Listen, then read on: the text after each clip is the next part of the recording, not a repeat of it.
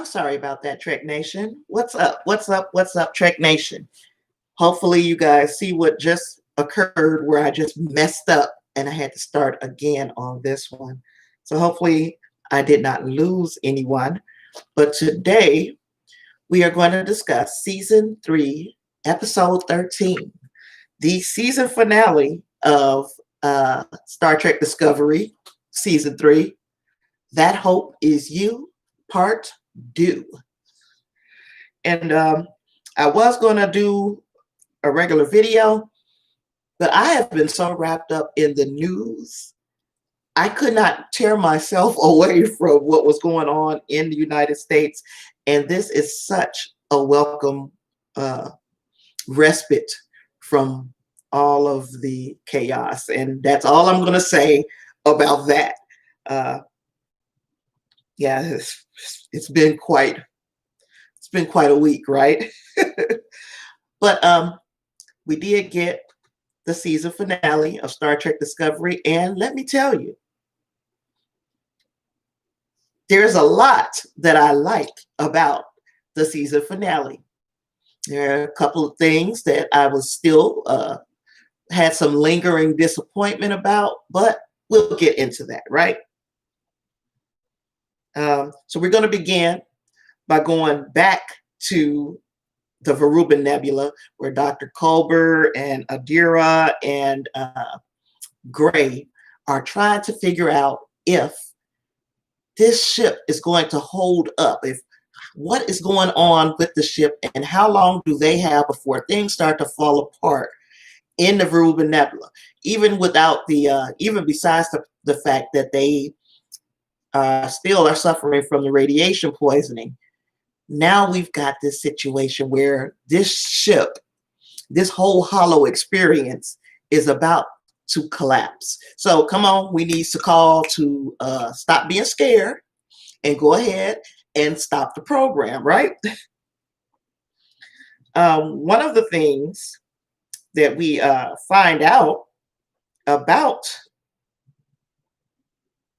the hollow simulation is that when a trill, obviously or apparently, when a trill goes in, some of her hosts can become hollow simulations themselves, and that's where we saw Blue. Well, Blue de Barrio is Osyraa. That's where we saw Gray become a Vulcan, and he was giving me some very Matrixy, if that's the word, vibes. I kind of enjoyed the way that they portrayed him, but I didn't appreciate what they did with him because, again, why would it just be Gray? Why would none of the other Trill hosts show up in their hollow form as well? I don't know if it's because of the close connection between Blue. Why do I keep calling her by her real name? Between Osyraa and Gray. But that kind of confused me. I would think that if we saw one hollow simulation of a host, we would have seen all the rest of them. So just a little nitpick. It's nothing that was like it was going to make or break the episode.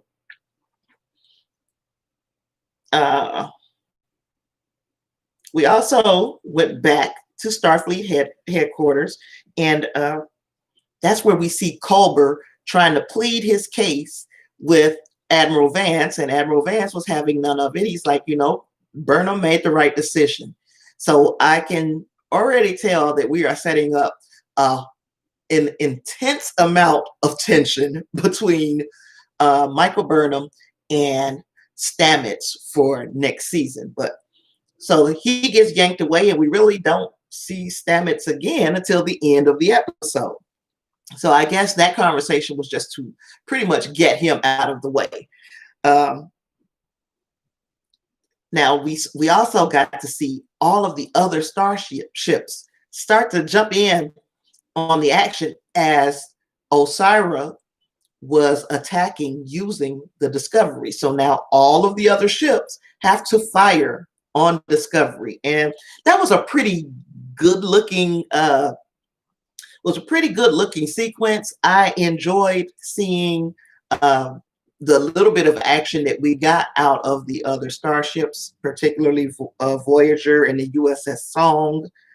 Um, and then we find out that, hey, Navarre has sent a fleet of ships to come in and assist the Federation with bringing Osyraa down. So I was thinking, hey, we're getting to the Navarre saves the day point of this episode really, really quick. But what really, there was like a red herring, so to speak, because yes, Navarre was there, and yes, they were there to assist, but Burnham ended up pleading with the Admiral to allow Discovery to go because Osyraa was threatening to use her pesticides, her chemical kind of warfare on the Federation, on the planets. And I'm thinking, or I don't know if she was trying to use them on the ships or whatever the case.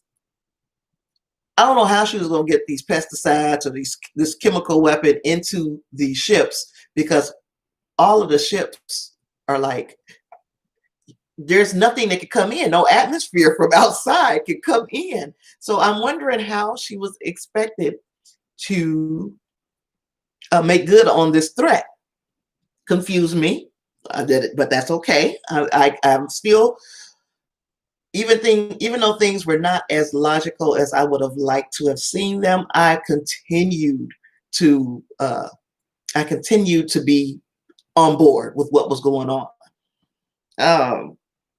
We see next book is being tortured because they want the location. Osyraa wants the location of that dilithium planet. We also saw, like I thought we would, Aurelio decide, hey, I'm not really down for all this torturing people. You're gonna kill this man. And Osyraa was like, don't you ever second guess me. Well, I will choke the life out of you. Don't you ever second guess me. So now Aurelio obviously or apparently switched teams in the middle of the game. And I'm okay with that too. I'm just fine with it. I'm glad they didn't kill him. But I was just fine with that. Okay, so Aurelio switches teams. Then you hear Zara trying to, not Zora, Zara, trying to intimidate Burnham, telling her she's in a no-win situation. You can either let the rest of your crew perish as the oxygen is being sucked out off of the floor that they're on, or you can watch your man be killed. Have it your way. And he told her she was in a no-win situation, and Burnham told him, I don't believe in those. And this continues to go on until she feigns like she was going to be so upset, and she just wanted to throw herself at Book and save him. But what really happened was she set up a force field in the sickbay that extended completely to the door, allowing her and Book to shoot their way out. Now, confusion. I didn't know that this was a thing, and I didn't have to know that it was a thing. I'm still on board. I'm still going along with everything that that they're throwing at us. And it's what is setting up a good action sequence with some good fight scenes, especially with Michael Burnham, and as we go into Osyraa, her and Osyraa fighting. I was confused by the literal size of the Discovery ship. Like, we go into the turbo lifts, and they're like, when you look underneath where the turbo lifts are coming from, or coming and going from, that looked like it was a complete whole city. And I'm like, is this ship bigger on the inside? Like, is this a TARDIS? So yes, it kind of confused me. It was a very good looking scene, but it was very, very confusing. Like, how do we have all this space inside of this ship in between the floors? How do we have this much space? So again, I'm still just, I'm along for the ride. The visuals were nice. We see Burnham doing her save the day type thing, going back to the Die Hard simulation that we're doing. And we also see Book and Zara fighting inside of the elevator, turbo lift, whatever you want to call it. And I enjoyed the fact that Book looked like he was about to lose this fight, lose this battle until Zara threatens Grudge, and you just don't do that. That was like a John Wick moment, except for don't mess with this man's puppy, don't mess with this man's cat. She's a queen. So enjoyable. I liked it. And then the fight with Osyraa and Burnham, a good old girl fight. And the choreography was very nice. I enjoyed everything about that fight until we get to the why did Osyraa think that it was going to kill her by pushing her into that programmable matter? Now, it looks like Burnham was suffocating, and then she came out and she threw up some of the programmable matter. But at the end of it all, I was left still confused because she was able to get her breath to shoot out of the programmable matter and kill Osyraa. Then she comes out throwing up and all of this stuff. And Osyraa's gone. And so is Zara. So now all of our threats on Discovery are gone. And it happened so quickly. And so it was, to use a word, anticlimactic. Like all of these things just happened too quickly for me. But I'm okay with it. I'm going along. We go back to the Veruba Nebula, and we have to hurry up and wrap up this situation with Su'Kal. And that's what I felt like. Even though this episode was an hour long, longer than any other episode of Discovery, it still felt rushed to me. And maybe I'm alone in this. Maybe I'm not. You guys let me know what you think.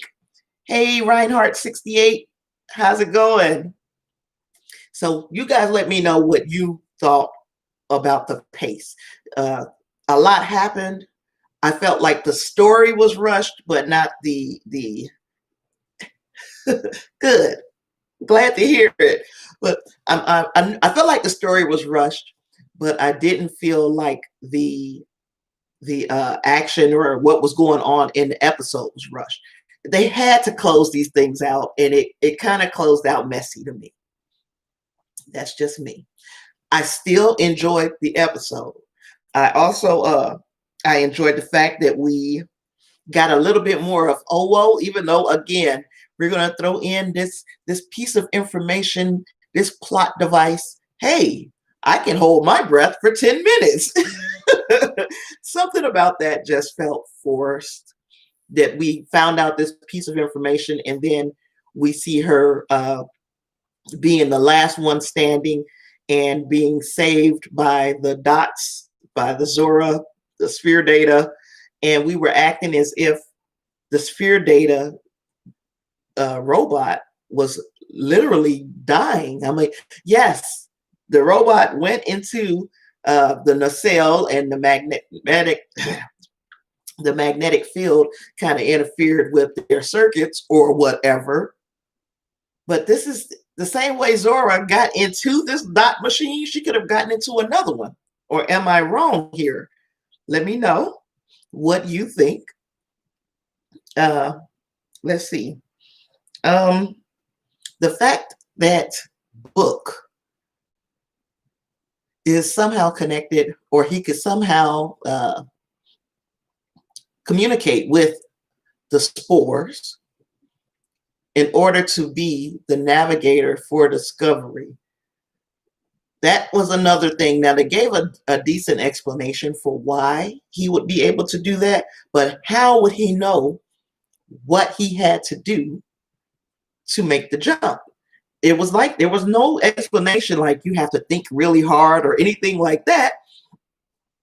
It was just, Book, we need you to get down here. Reinhardt says, I love the season, but the revelation of what caused the burn, I did not like that at all. And that is how I felt as well. Like, if we were going to go with the Sukal thing for the burn, we could have settled that within the first couple of episodes and allowed the story of the Emerald Chain to be the big story of the season.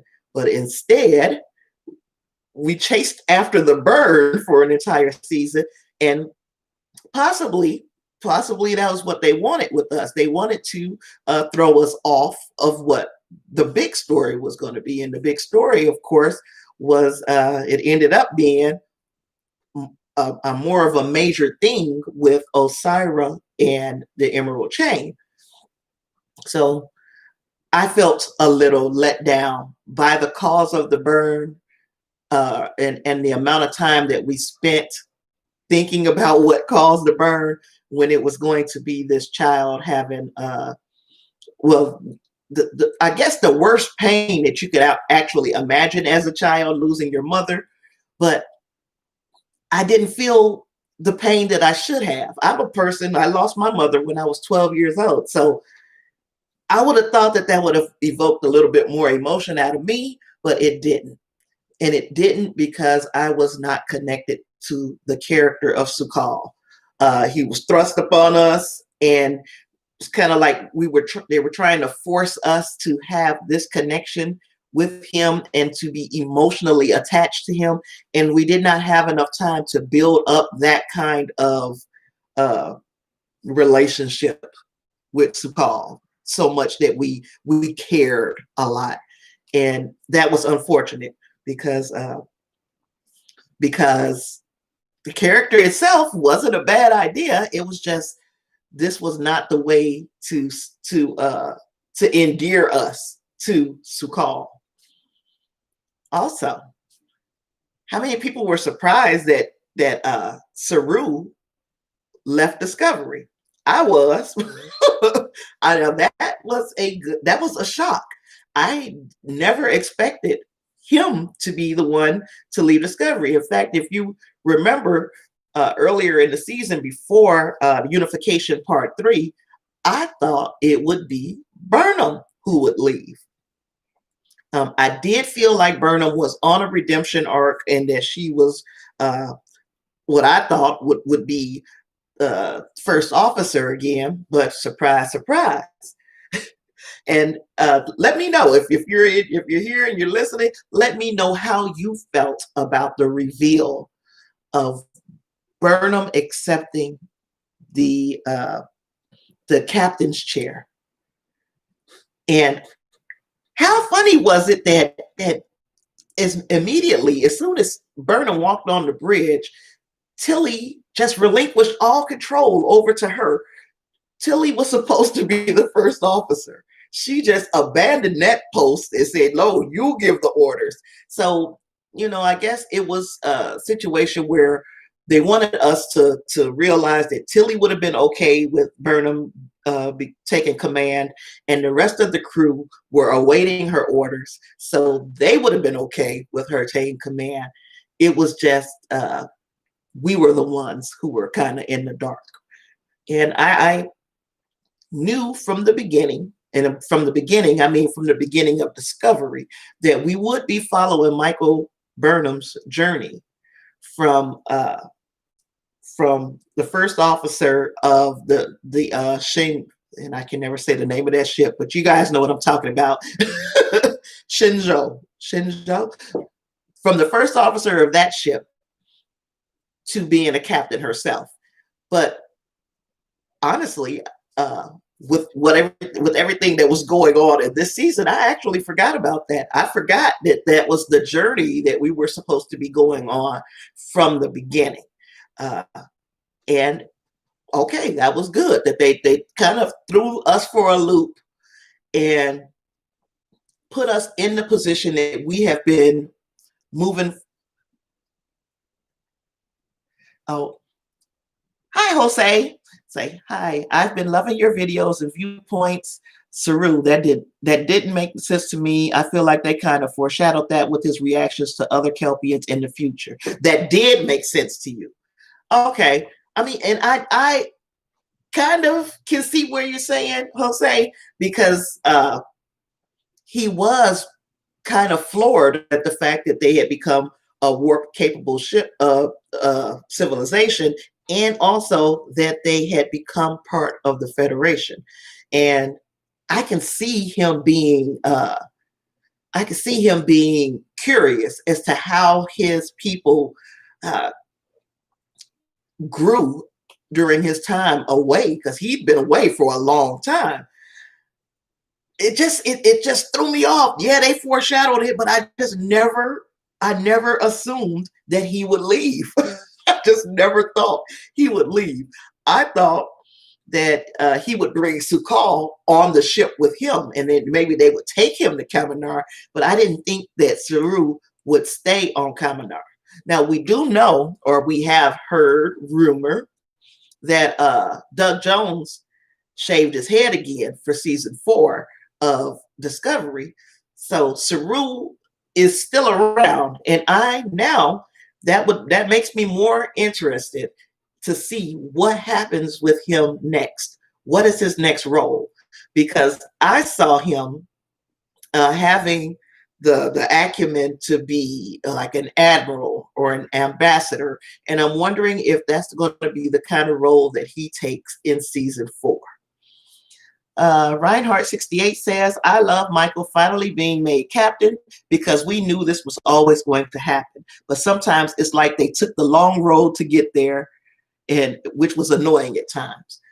And the crazy thing with me, of course, yes, we knew that it was going to happen, but I literally forgot about it. Like this season, all the other things that we were working on, the burn and the Emerald Chain, and me thinking that Admiral Vance was garbage, and Kovich and the Guardian of Forever, all of those things made me forget what the path was, and the way she was even behaving. Burnham herself made me forget what the path was. Yes, this is where we were trying to get to for the whole first 3 seasons, was to get to her being a captain. But if they were if it was like, we're gonna fool Tasha with something this season, that's where they got me. I just Jose says, I gotta go. I'll be watching the recorded version later. Thank you for this channel. No, thank you, because you guys make the channel. All I do is sit here and talk to myself. So thank you. Thank you. Yeah, I was very surprised that it happened this season. In this last episode, I was pleasantly surprised. Now, I do want to see next season, how are we going to format the show? Is it going to continue to be a serialized show, or are we going to go more anthology, like original series track, or will it be like a loose serialized show, like Deep Space Nine? Either way, I'm on board. I mean, it's a whole lot that there's not a lot they can do to knock me off and say I'm not even watching anymore. So what do you guys think? Do you think that it would be better for it to be an anthology type series, or would you like to see more of the serialized content? And I know that some of it is going to be serialized, because I cannot fathom the tension between Burnham and Stamets being resolved in like the first episode of the next season. He still was mad at her, even though he got everybody back. he still was mad. You could see he was rolling his eyes at her and all of that. So I am interested in seeing how that affects their relationship moving forward and what it means for that character now that she is the captain. What does that mean for Stamets in his character 900 years in the future in a place that you really didn't plan to be and now you don't even like the person who was the reason that you came there in the first place. So let me know your thoughts on what you think is going to happen with Stamets.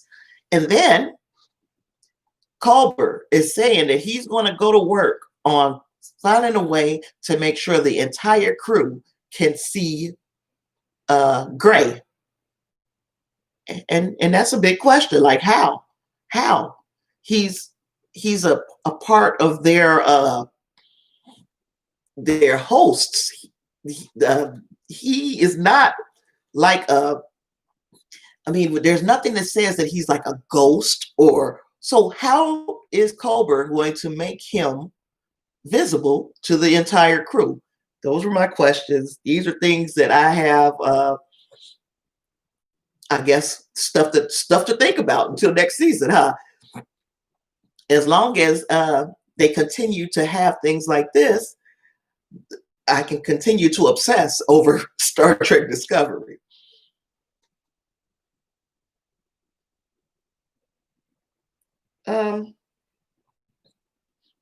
The explanation that dilithium has this subspace, dilithium has a subspace, what is it called? Component, a subspace component. What does that mean? If somebody can explain that to me, you can explain it in the comments, or you can send me an email at afterthesnap@gmail.com, because I don't know what that means. And I'm really being serious. And I think I know quite a bit of Trekkie stuff, but this is one of the things that I don't get. And I am I need to know how that happens. How does it have a subspace component? What does that mean? And if anybody can explain it, I am all ears. But I think it sounded like just something convenient to say to make this whole thing fit. Now, I know this is a fictional show, and there's a lot of latitude when the show is fiction. But most of the time, some of the technobabble in Star Trek really has a basis in science.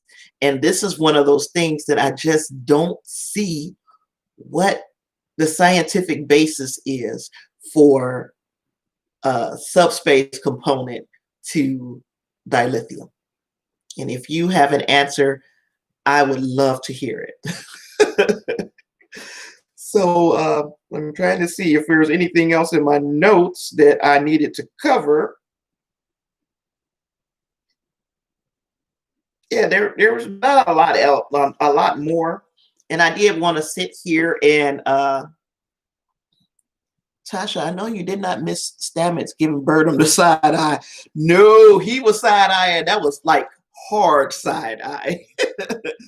At least she didn't go.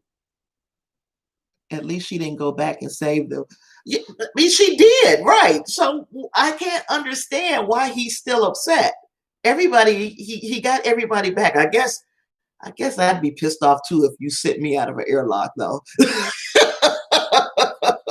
It might make me mad if you send me out of a window and hope that somebody catches me. Yeah, so I guess maybe that might be why. That might be a little bit why anyway. Yeah, because he was really side-eyeing and he was rolling his eyes at her. And I'm like, he is not over what she did. He is not over this at all.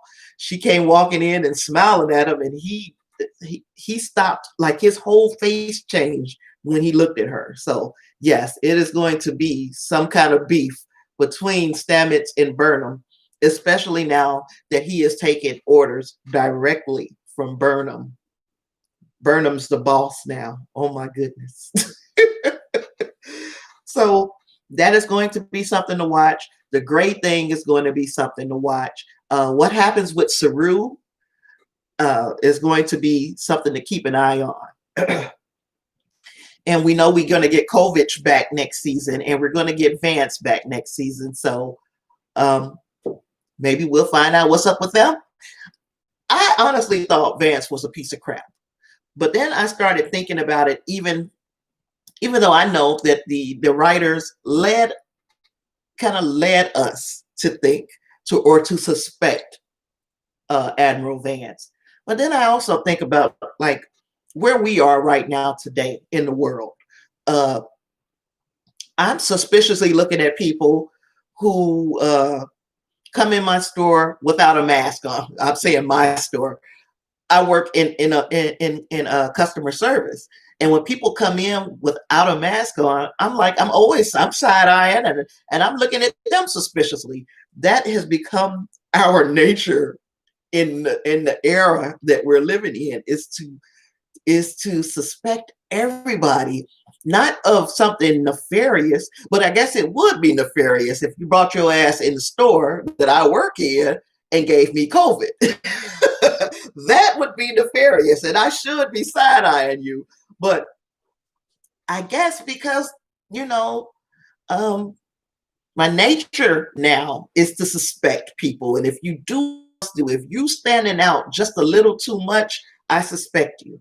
And maybe that's what happened with me and Admiral Vance, is that some of the things that he said, I was led to believe that he was a piece of garbage. And I'm still not 100% sure that I'm wrong. I'm still not, because I don't understand why we haven't seen anybody from the Federation side. All we see is Starfleet. This is a small little space station. I mean, I'm not saying it's like small, but it's not a planet. Why is it that we haven't bumped into anybody from the Federation side of things? We keep seeing nothing but Starfleet. Something ain't right. Now, you would think that Burnham would know that the Federation president or whatever doesn't exist, because she's been living there. But there's something about this whole situation, especially with this Federation. It just does not make sense to me. And I hope that we get a lot of that next season. I would like to see a series of Trek focus heavily on the Federation, more than we've seen in the past. We haven't seen a whole lot of, as a matter of fact, I can only remember seeing like the Federation president in that 2-part episode of Deep Space Nine. I don't remember ever seeing. I don't remember, if I'm wrong, please correct me. I don't remember ever seeing the Federation president in any other iteration of Trek, except for that 2-part episode of Deep Space Nine. I think it was Paradise Lost and Homefront. Yeah, I think those were the 2 episodes where kind of like it almost felt real 9/11-ish. You know what? Since Discovery is over, we can revisit some of those Deep Space Nine episodes, because Deep Space Nine was telling the future. It was telling the future. And then we had those episodes of Enterprise, but those were post 9/11. So anyway, I digress. I'm getting all off the subject. I guess I've been going here for 35 minutes. Doesn't feel like it. I can talk all day, but I'm hungry. I just got off work. So I think it's time for me to have something to eat. Now, if you all are watching this, all 3 of you, if one of the 3 of you is not subscribed, please do me the honor of subscribing to the channel and joining A Trap Called Trek. I have had so much fun chatting with you. Thank you, Reinhardt68, for hanging out with me. And Jose, he's already gone, but thank you, Jose, for hanging out with me. I'm just a few away from 200 subscribers where I'll do another live stream, and that one will feature a giveaway. So make sure you're commenting, make sure you are subscribed, because those are going to be the prerequisites to win a prize. And hopefully you can talk to St. Prue. He won the last giveaway, and for my 100th subscriber giveaway, and ask him. I deliver. I do deliver on my promises. So with all that being said, I appreciate everybody for hanging out with me this week. I am still in the midst of moving, so things can get a little funky. They might not have a episode or extra episode. I'm trying to keep up though.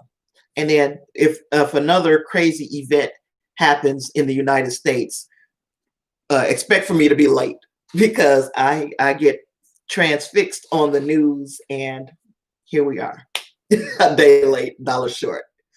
With all that being said, I appreciate you. Thank you so much for watching. Hopefully you're subscribed.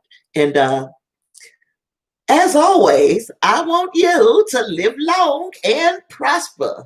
Peace.